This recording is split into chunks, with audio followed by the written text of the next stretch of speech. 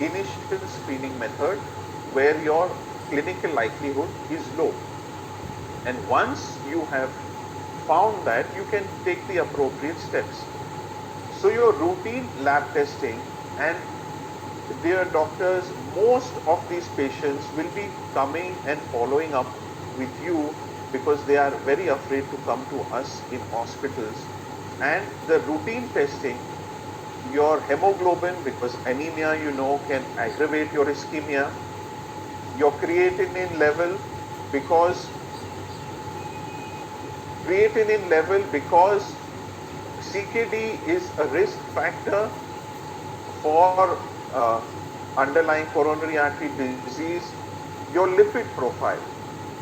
Now, your target lipid levels, which earlier were less than 100, were brought down to 70. But now, in those with risk factors, you have to come down to 55. And with extremely high risk, you may even come down to 45. And this will need a combination therapy, which I will tell you about later. A large proportion of patients coming to you for the first time with symptoms of angina may not have detected diabetes, and this is the time to do your fasting sugars, your HbA1c levels, to detect diabetes for the first time in case they are not diagnosed. If there is a clinical suspicion of thyroid, yes, do your thyroid function test. Now, in your workup, there are certain indicators for high risk event in these patients with chronic stable coronary disease.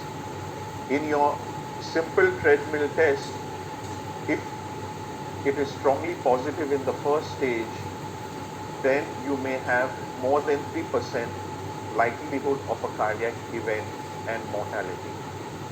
When you do your thallium scans or your PET perfusion, an ischemic area more than 10% of the left ventricular myocardium is significant.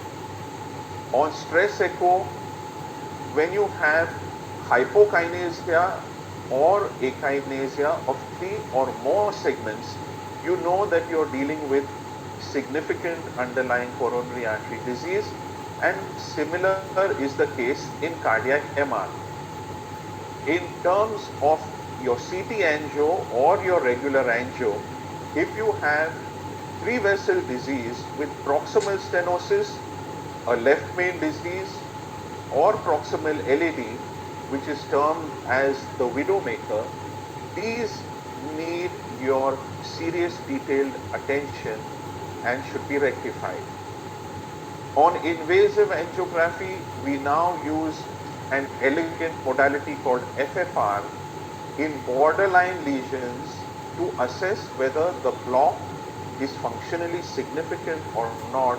We pass a wire down the block and measure the pressure. If it is less than 0.8 or your instantaneous waveform is less than 0.89, this is considered significant and needs to be tackled by angioplasty. So these are the cardiac, your ischemic monitoring. Once you have documented there is ischemia and you have identified lesions which are functionally significant, you have to go ahead and revascularize.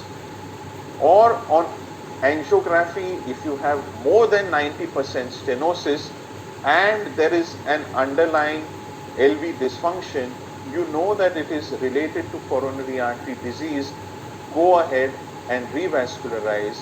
Again, if you have large percentage of myocardium at jeopardy, this patient needs to be corrected.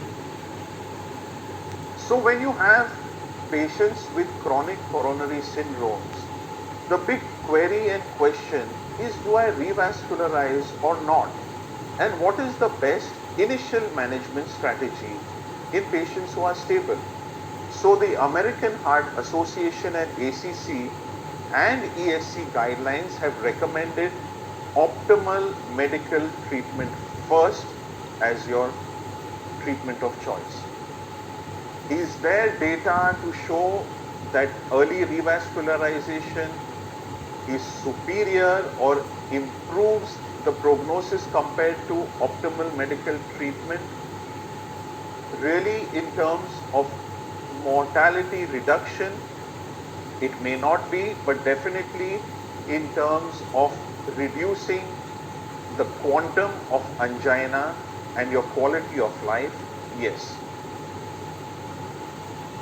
So 20 years back, what drugs did we have available to us?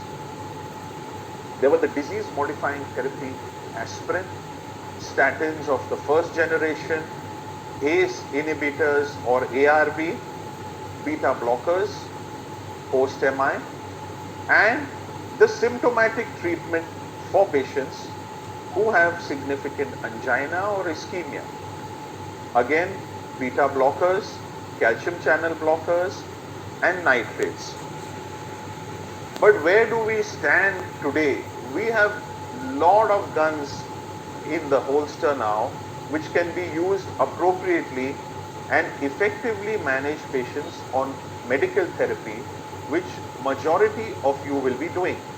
And this assumes even more importance because COVID has been here for a long time. It seems that it is going to be here for the next probably 6 months, and medical therapy is going to be a cornerstone of treatment in such patients. So apart from aspirin, you have the P2Y12 inhibitors, clopidogrel. Now, that should be used if your patient is aspirin intolerant, or it may be additionally beneficial in patients have peripheral vascular disease. Dual antithrombotic or dual antiplatelet therapy is reserved only for those patients undergoing intervention or have a very high risk of ischemic events and there is a low bleeding risk. Otherwise, single antiplatelet is fine. We now come to oral anticoagulation, rivaroxaban. I will talk about antiplatelet agent, ticagrelor, which you all are commonly familiar with in patients who undergo stenting. The question is, do we need to give the answer really? The ME study showed that ticagrelor has no additional advantage, but it may increase the bleeding risk. However, in patients who are post-MI, have a very robust study called Pegasus TIMI 54, which in patients after 1 year of MI, you continue this patient on aspirin 75 milligrams and ticagrelor 60 milligrams twice a day, and it has been shown that the recurrent ischemic events and the MI and stroke will be lower.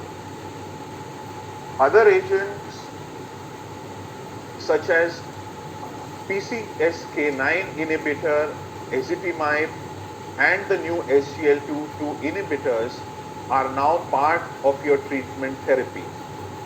For angina modification, you have nitrates and now trimethazidine, ranolazine, ivabradine, nicorant.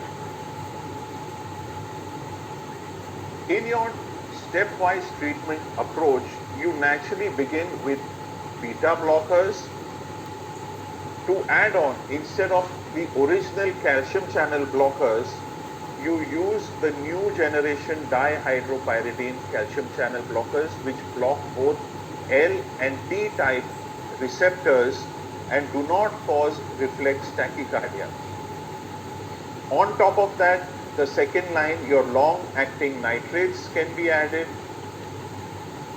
In case your heart rate remains high, but you have low blood pressure and you cannot use beta blockers, Then you switch to ivabradine with a combination of the other second line drugs, and this is how you can optimize your medical therapy. Dual pathway inhibition combines an single antiplatelet with a low dose anticoagulant, rivaroxaban, 2.5 milligram twice a day. And this is for stable ischemic heart disease patients with underlying risk factors of diabetes, peripheral arterial disease, heart failure, or a prior stroke. And this combination of aspirin and rivaroxaban reduces MACE by almost 20%, ischemic stroke by 50%, but major bleed without having intracranial bleed may also increase by 50%, but the benefits outweigh the risk. So, stable coronary artery disease can be treated by medical management as shown in the COURAGE study, which is equivalent to PCI. Intervention, especially in diabetic with multivessel disease and LV dysfunction, CABG was found to be superior to medical management.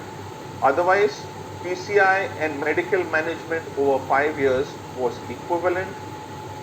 FFR guided angioplasty has 65% lower rates of cardiac events compared to medical management, and this is something we scientifically follow. The ischemia trial recently published showed that optimal medical treatment or conservative treatment can match intervention with PCI over a 4-year period, and there is not much to gain in terms of difference between the two. This led to an editorial published in the JACC which says that why optimal medical therapy should be universal standard of care, and it is said a wise man therefore proportions his belief to the evidence. So I request you, dear colleagues, to decide wisely, judiciously what is best for your patients and relieve their ischemic symptoms. Thank you.